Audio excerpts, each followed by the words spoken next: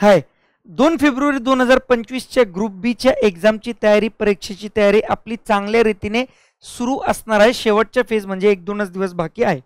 आता या एक्झामच्या प्रिपरेशन करताना असा एक प्रश्न तुमच्या डोक्यात येऊ शकतो, की सर किती कट ऑफ लागेल, प्रिलिमला किती अभ्यास करावा लागेल किंवा मागच्या वर्षीचा आत्तापर्यंत कट ऑफ किती होता, मेन्सचा काय होता, म्हणजे माझा अभ्यास कुठपर्यंत झालेला आहे किंवा एक्झामच्या हॉलमध्ये मला किती प्रश्न सॉल्व करावं लागणार, या प्रश्नाचं उत्तर तुम्हाला आत्तापर्यंत आलेल्या मागच्या प्रिव्हियस इयर्सच्या कट ऑफ मधून आपल्याला बघायला भेटणार आहे. म्हणून एक छोटासा 2 मिनिटाचा व्हिडिओ मी हा बनवण्याचा प्रयत्न करत आहोत. तर यामध्ये आपण ऑल प्रिलिम ॲज वेल ॲज मेन्स सर्व ग्रुप बीचे, यामध्ये फक्त मी ग्रुप बी मेन्शन केलेलं आहे, ज्याच्यामध्ये एकूण 4 पोस्ट असतात. तुम्हाला माहीतच आहे, ASO assistant section officer, sales tax inspector, police sub inspector आणि सब रजिस्ट्रार. ठीक आहे. तर यामध्ये 1 बाय 1 आपण प्रिलिमचा पहिले बघूया. आता हा PSIचा प्रिलिमचा पूर्व परीक्षेचा 18, 19, 20, 21, 22, 23 पासून 100 पैकी असा हा कट ऑफ आहे. ठीक आहे. सर्वात कमी PSIचा लागतो. ठीक आहे. ग्रुप सी मध्ये सर्वात कमी क्लर्क टायपिस्टचा आहे. पण आज आपण ग्रुप बीचं बघणार आहोत. तर हा ग्रुप बीचा PSIचा प्रिलिमचा सर्व कट ऑफ मी देण्याचा प्रयत्न केलेला आहे. तरी 2000 STIचा प्रिलिमचा मी वाटलं तर कोणाला बरोबर दिसत नाही तर मी बोलूनही दाखवतो. परत मागे येतो बघा. PSIचा 2023चा होता 49.50, 22चा होता 52.25, 21चा होता 48.25, 2020चा होता 43.75, 19चा होता 44 आणि 18चा पण होता 44. त्यानंतर मग मी STIचा बोलतोय. STI मध्ये 2023चा 54.25, 22चा 61, 21चा 46.5, 2020चा 53.75, 19चा 56 आणि 18चा 52. आता 18च्या पहिलेचे का नाही घेतले, कारण की त्यावेळेस ते सिंगल पेपर येत होते. ग्रुप बीची एक्झाम 2018 पासून प्रिलिम सगळ्यांची एकत्रितरित्या करण्यात आली होती. ठीक आहे. ASOचा बघूया. ASOचा 2023चा 54.25, 22चा 62.75 सर्वात जास्त, 2021चा 53.75, 2020चा 54.75, 19चा 57 आणि 2018चा 50. त्याप्रमाणे सब रजिस्ट्रारचं बघूया.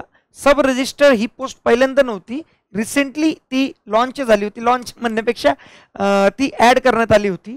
तर 2022चा कट ऑफ होता 61.50 आणि 23चा होता 58.50. तर अशा प्रकारे हे सगळे प्रिलिमचे झाले. आता आपण मेन्सचं पण बघून घेऊया, म्हणजे एका सेशनमध्ये तुम्हाला ग्रुप बीची सगळेच कट ऑफची लिस्ट भेटून जाते. तर 2000 म्हणजे 23 पासून PSIचे मेन्सचा कट ऑफ बघा.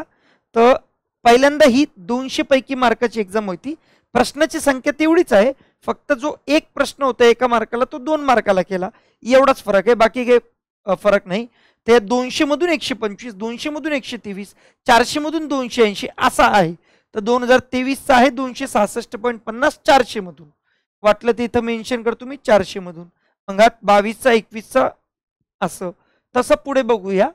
STIचा पहिले 200 पैकी, मग 2023चा 400 पैकी 277, 2022चा 400 पैकी 276.50.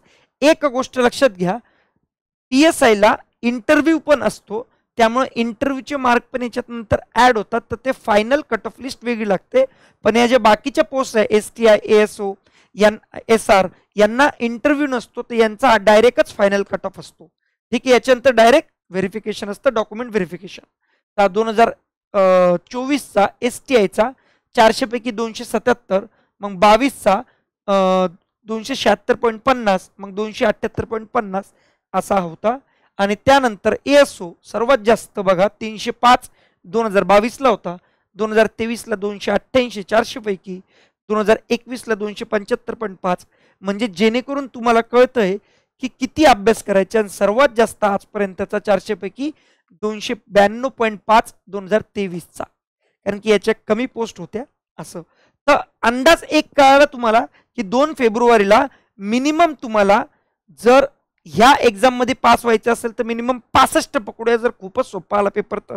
SRचा 65, याचा तर 60 पेक्षा कमीच येणार. हा पण 60 पेक्षा कमी येणार, 60 पेक्षा कमी येणार.